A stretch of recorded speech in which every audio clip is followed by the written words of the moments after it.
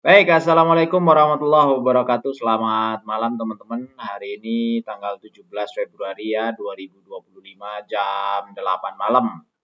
IHSG hari ini naik kalau ngelihat tadi 2,9%. Jadi ya seperti biasa ya teman-teman ya. Market kalau sudah habis turun lama panjang ada aja nanti naiknya. Ya itu polanya memang seperti itu ya, jadi biasa aja. Oke, hari ini saya akan bahas Pegas, perusahaan gas negara. Ini requestan dari Mas Riki apa siapa ya kemarin ya. Saya sebenarnya nggak terlalu paham bisnis LNG ya, bisnis gas. Tapi saham ini memang dari lama sudah masuk ke dalam listnya saya. Jadi kalau ngelihat Pegas ini bergerak di bidang pengolahan distribusi gas. Ini kalau lihat laporannya, kinerja operasionalnya mereka itu mayoritas 99,6% itu dari pipe gas, kemudian 0,4% itu dari LNG, kemudian sumbernya dari Pertamina Group itu 38%, yang non Pertamina Group itu 62%. Kemudian konsumsi pelanggannya berarti pembangkit listrik ini 31%, kimia itu 16%, kemudian chemical, makanan, pupuk, keramik. Jadi mereka menyalurkan gas. Jadi kalau pipe gas ini adalah gas yang disalurkan langsung. Tapi kalau LNG itu adalah gas yang dicairkan ya teman-teman ya. Jadi dicairkan di suhu 100 sekian minus ya, minus 100 sekian derajat. Kemudian dia menjadi cair, baru itu didistribusikan. Terus dia juga sampaikan ini harga gas PGN versus energi lain. Jadi ini kenapa disampaikan? Nah, mungkin untuk memberikan gambaran ke kita bahwa harga gasnya mereka itu posisinya masih kompetitif loh. Jadi kalau memang dibandingkan dengan batu bara, memang masih lebih mahal gas. Tapi lebih ramah lingkungan yang gas harusnya daripada batu bara. Kemudian kalau LPG, itu posisinya di sini 27 ya. Apa ini satuannya? USD per MMBTU. Kemudian marine fuel oil, high speed diesel, RON 99 pertalite. Jadi gas itu murah sekali sebenarnya per satuan yang sama. Jadi kalau rumahnya teman-teman ada PGN yang menawarkan distribusi gas pakai pipa, kemudian dia bilang gratis misalnya gitu, nah, di area saya sini dulu ada yang gratis, terima aja ya teman-teman ya, karena memang ini murah. Kemudian dari situ kita coba bahas laporan keuangan. Laporan keuangan saya nggak akan buka totalan, tapi saya lihat secara sekilas saja 2023 ini EPS-nya 171, kemudian 2024 kemungkinan di 219 ya. Kira-kira kemungkinannya naik kalau nanti Q4-nya mereka lebih baik daripada 2023.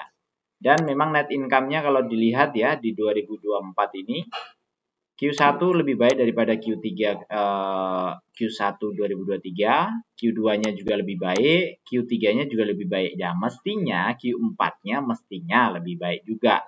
Harusnya kalau secara manajemen itu bisa ngontrol di pendapatan yang ada. Kenapa kok bisa tinggi, rendah, rendah begini ya? Kayak seolah-olah ini turun nih, turun terus. Karena polanya juga 2023 gitu ya.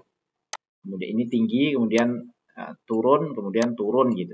Nah, saya nggak tahu detailnya, saya terus terang nggak tahu di dalamnya seperti apa, tapi setiap manajemen itu dalam melaporkan di laporan keuangan itu punya seni masing-masing. Kenapa? Karena namanya laporan keuangan itu ada sentuhan seni di sana, seni keuangan. Jadi ya kita ikutin aja pola-polanya saja. Kalau saya nggak terlalu banyak nggak terlalu banyak pusing atas itu.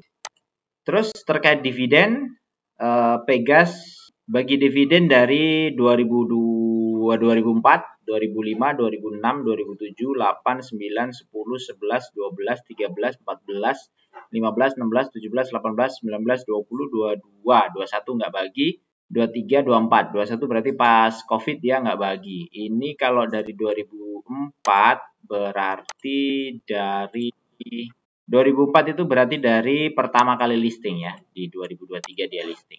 Nah, apakah nanti di 2025 ini mereka akan bagi? Ya, kita lihat di 2023 lalu mereka membayar dividen sekitar 228 juta dolar. Kemudian 2024 mereka juga bayar sekitar 222 juta dolar dan masih ada saldo laba sekitar 263 juta dolar. Ini per September 2024. Dan yang menarik lagi adalah saldo laba yang dicadangkan. Luar biasa ini. 2,6 miliar dolar ini, teman. Saya nggak tahu ini mau dipakai apa, karena ini sudah dicadangkan berarti sebenarnya sudah ada apa istilahnya ya, perencanaan dari manajemen ini mau dipakai apa kalau dicadangkan. Kalau kemarin Astra Otopat saya lihat malah justru yang tidak dicadangkan itu yang gede, ada sekitar 10 triliunan. Tapi yang dicadangkan sedikit. Kali ini kebalikan. Kan kemarin sempat ada kasus dengan perusahaan asing ya kalau nggak salah ya. Masalah kontrak ya, Pegas ini. Tapi sudah banyak yang bahas dan menurut saya pembahasannya juga sudah cukup lengkap. Artinya menurut saya kalau kontrak itu ternyata bermasalah dengan cadangan yang segini banyak, mestinya tidak berpengaruh signifikan terhadap Pegas. Nah, ini kalau terkait gas, saya nggak tahu bagaimana mengevaluasi cadangannya. Nggak seperti batu bara ya.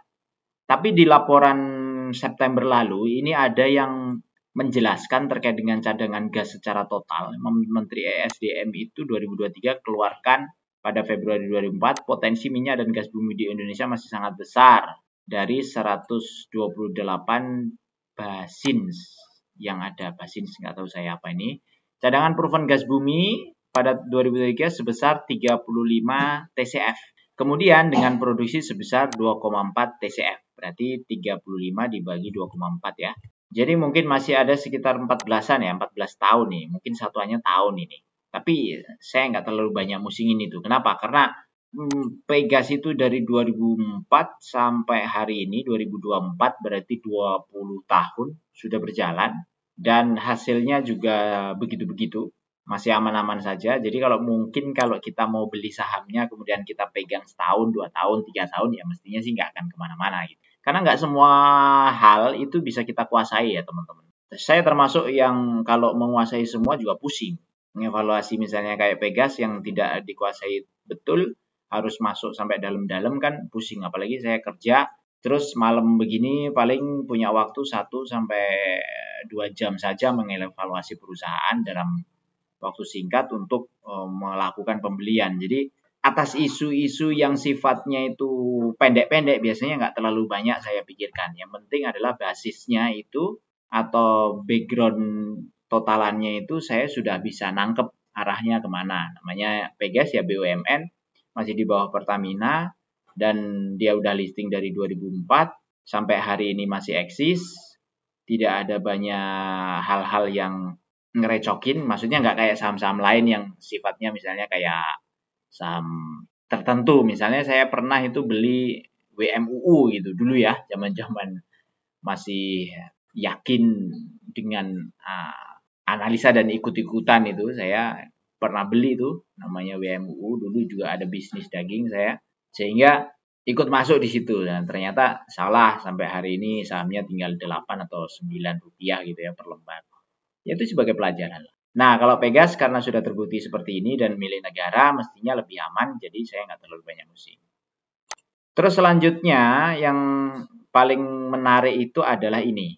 Jadi pemegang sahamnya, komisaris direksi itu melakukan pembelian di Desember lalu ya. Jadi ini laporan 31 Desember itu ada perubahan kepemilikan Pak Waris Sadono ini dari 500.000 lembar menjadi 1 juta lembar. Kemudian Pak Arief Setiawan ini beli 472.000 lembar. Kemudian Rosa ini juga beli. Ini harusnya kalau 500.000 ini sekitar 1 miliaran, ini mungkin sekitar ya 900-an, kemudian 95.000 ini kalau Desember itu mungkin sekitar 200-300-an juta. Fajar Haryanto ini berarti ini ya 1 miliar ya. Coba kita lihat. Kita cari dulu sebentar ya. Nah ini ada beritanya ya. Saham Pegas 24 Desember kompak nih, direksi dan komisaris. Pak Fajar Haryanto 1 miliar, Pak Budi Sidarta 600 juta, Bu Ratih 150 juta, Bu Rosa 150 juta. Harganya 1575. Harga sekarang Pegas itu 16, 15 itu berarti di sini ya, 157. Nah, kalau direksinya aja beli, nah orang yang paling tahu di perusahaan itu siapa ya? Direksi-direksinya. Kalau dia aja beli, dia mempertaruhkan uangnya dia yang 1 miliar, yang 600 juta, 150, dia aja beli. 1 miliar itu nggak sedikit loh, banyak. Ya kita yang nggak tahu apa-apa, nganalisis ke sono kemari kan enak aja, nggak usah pusing-pusing. Kalau direksinya beli, kemudian menurut kita juga logis dari pembelian itu, kasih beberapa simptom, ya sudahlah, percaya aja. Kalau saya gitu, kenapa? Karena historinya sudah kelihatan. Terus, apakah dia akan bagi dividen? Kalau lihat dividen payout rasionya ini 2021 69%, 67, kemudian 83, taruhlah besok bagi 67 lagi ya di 2024. Berarti kira-kira dia akan bagi 145. 145 kalau harga sekarang berarti sekitar 8,6%. Nah, ini mungkin di Juni 2025 ya, kalau ngelihat historinya. Jadi kesimpulannya apa? Perusahaan ini masih menarik. Dari public expose-nya itu juga cukup bagus. Dia punya proyek-proyek. Ada proyek pembangunan infrastruktur utama 2025 sampai 2027. Proyek gas pipa Tegal Cilacap.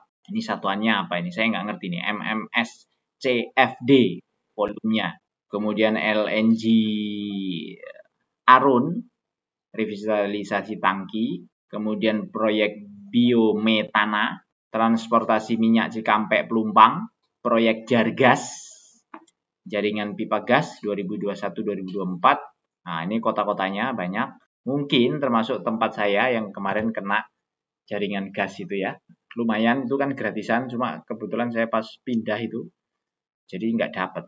Oke, jadi menurut saya ini harga masih menarik, tapi kalau lihat harga sekarang, posisinya memang lagi di resistennya 1700-an ya.